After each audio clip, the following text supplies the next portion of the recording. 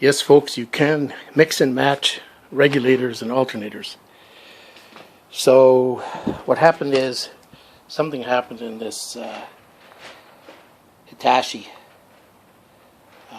one with a built-in regulator. Something happened and smoke came out and didn't work anymore. So that was internally regulated.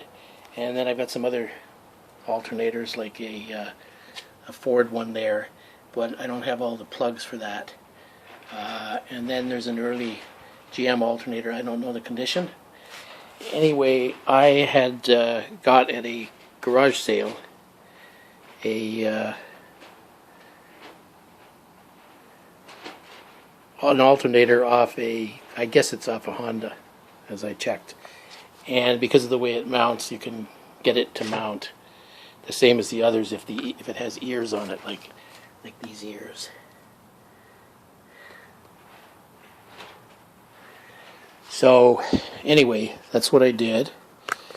And then since this one didn't have an internal regulator, I put a Ford Motorcraft regulator, external one that I had, and I grounded it on to the alternator body. And then that's the field terminal, which goes to the field terminal on the regulator. And then the and S are tied together and go back to the ignition switch. Anyway, let's give this a shot. You can see it's at 12.92.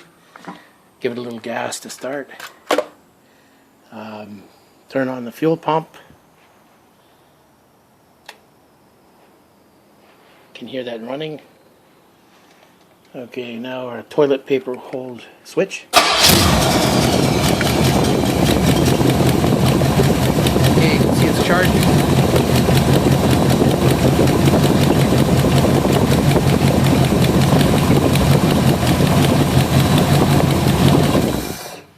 So don't despair. A $1 alternator could help you out.